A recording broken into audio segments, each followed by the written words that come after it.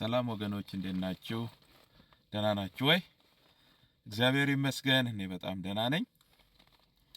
ጌታ የተመሰገነ ይሁን። ያው እንደተለመደው የእግዚአብሔርን ሐሳብ በልቤ ያለውን ላካፍላችሁ ነው የፈለኩት። ምን መጣ መሰላችሁ በውስጤ ጥርት ያለ ነገር ወይም ኳሊቲን ነገር የማይፈልግ ሰው አለ? ሁሉም ሰው ጥርት ያለ ነገር፣ ጽድት ያለ ነገር፣ ኳሊቲ ያለውን ነገር ይፈልጋል አይደለም? በልብስ ቢሆን ቢቻል አቅም ከፈቀደ ኳሊቲ የሆነ ነገር፣ ጫማም ቢሆን ኳሊቲ፣ ቤትም ቢሆን ኳሊቲ፣ መኪናም ቢሆን ኳሊቲ ነገር እንፈልጋለን አይደለም? ጥርት ያለ ነገር እንፈልጋለን። ግን አቅም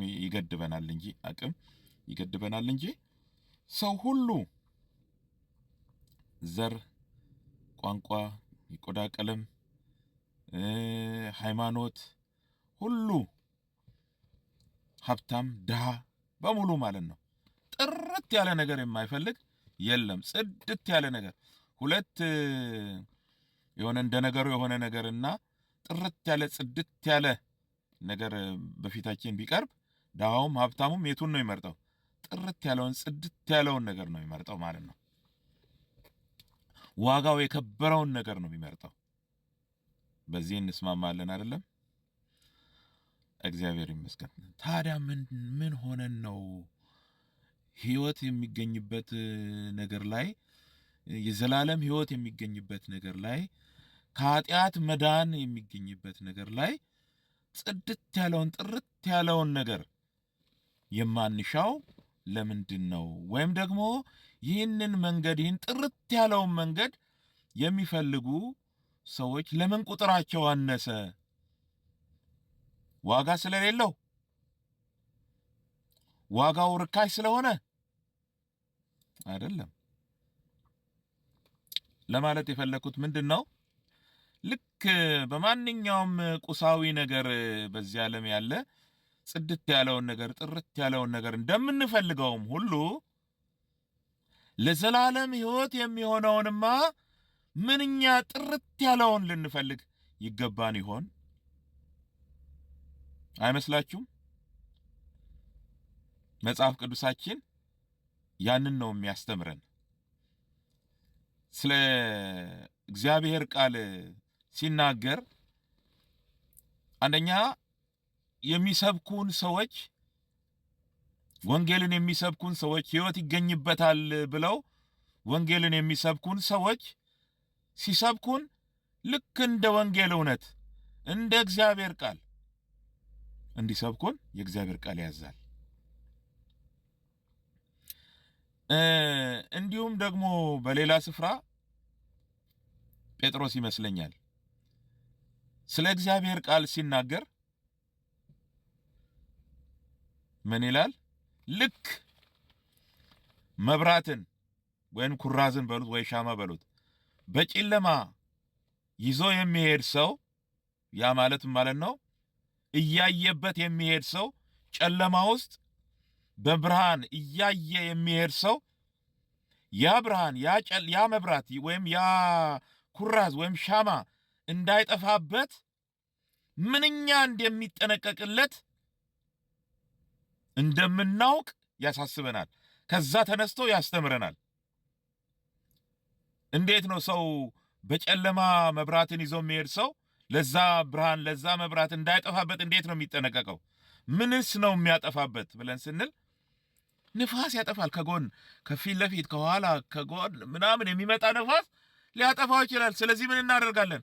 በተቻለን መጠን ሙሉ በሙሉ ድፍና እናደርገውም። ካደረግነው ያው ጨለማ ውስጥ ስለምንገባ ሊያሳየን በሚችል መንገድ እንከልለዋለን። እንዲህ ከለላ ከንፋስ እንከልለዋለን ማለት ነው። እና እያየንበት ልንሄድ በሚያስችለን መንገድ መጥነን እንከልለዋለን። እንደዛ ካላደረግን ግን አይ በደንብ ያሳየኝ እንጂ ብለን ብንለቀው ይሆናል እንዴ? ብንለቀው በደንብ እንዲያሳየን ብለን ልቅቅ ብናደርገው ንፋስ መጥቶ ያጠፋብናል ማለት ነው። እንጠነቀቅለታለን ማለት ነው። ልንመራበት በምንችለው መንገድ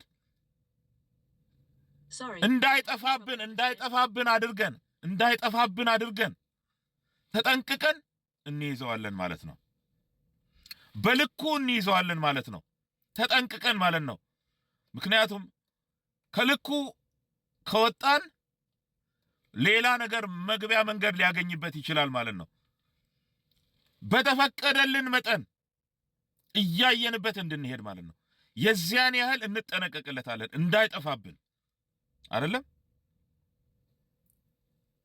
ስለዚህ እንዲህ ነው ጥርት ያለውን የእግዚአብሔርን ቃል እንደዛው ያዙ ነው የሚለን። ተጠንቅቃችሁ ያዙ ከተባለ ምን ማለት ነው? በሌላ አገላለጽ ያልጠራ ነገር እንዳይገባ ማለት ነው። ጥርት ያለ ጽድት ያለው እሱ ነው የሚያስፈልገን።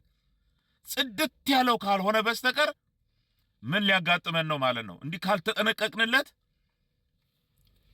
ሕይወታችንን የሚያጠፋ ነገር፣ በማይገባ መንገድ የሚያስኬድ ነገር ሊገጥመን ይችላል ማለት ነው።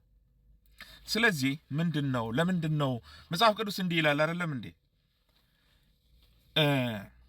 ብትመለስ እመልስሃለሁ ይላል። ማለት መመለስ ብትፈልግ እቀበልሃለሁ ነው። ንስሐ ብትገባ፣ መንገድን ብታስተካክል፣ የኔን ሐሳብ ሰምተህ ሐሳቤን ብታስተናግድ እቀበልሃለሁኝ። መንገዱም እሱ ነው። ብትመለስ እመልስሃለሁ ማለት እቀበልሃለሁ ማለት ነው።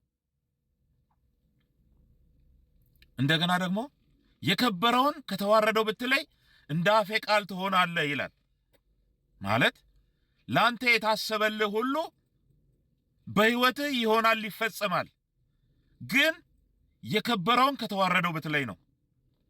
የከበረውን ከተዋረደው መለየት ማለትም ማለት ነው የተዋረደውን ሕይወት የማይገኝበትን እሱን ወደ ጎን አድርገህ የከበረውን ሕይወት የሚገኝበትን እሱን ብትይዝ ማለት ነው እንደ አፌ ቃል ትሆናለህ።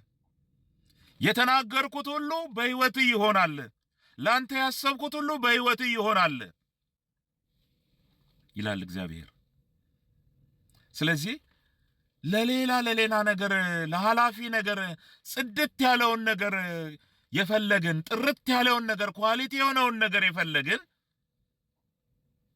ውድ የሆነውን ነገር የፈለግን ለኃላፊ ነገር እንዴት ታዲያ ለማያልፈው ነገር ውድ የሆነውን ነገር ጥርት ያለውን ነገር እንዴት አንፈልግም? ራሳችንን እንድንመረምር ስለፈለኩኝ ነው። አያችሁ፣ ትልቅ ችግር አለብን አይደለ? ሰዎች በጣም ችግር አለብን። በተለይ ደግሞ ወደ ጌታ ከመጣን በኋላ ደግሞ ይበልጥ የበለጠ ጥርት ያለውን ከጊዜ ወደ ጊዜ ጥርት ያለውን እየፈለግን መሄድ ሲገባን የሆነ ስታግናንት የምንሆንበት እዛው ባለበት ሂድ የምንሆንበት ነገር አደገኛ ነው። እዛው መሆን ባሉበት መሄድ ወደፊት አለመራመድ አደገኛ ነው። ስታግናንት ወተር ምንድን ነው የሚያደርገው ታውቃላችሁ አይደለ? ያቋረ ውሃ ማለት ነው። ከሆነ የሆነ ነገር ይራባበታል። ከዛ ያቋረ ውሃ የተበላሸ ይሆናል ማለት ነው። ስለዚህ ሕይወታችን እንዳይበላሽ ጥርት ያለውን ነገር እንፈልግ፣ እንንቀሳቀስ በጌታ እንደግ በጌታ። ወገኖች እንግዲህ በርቱ።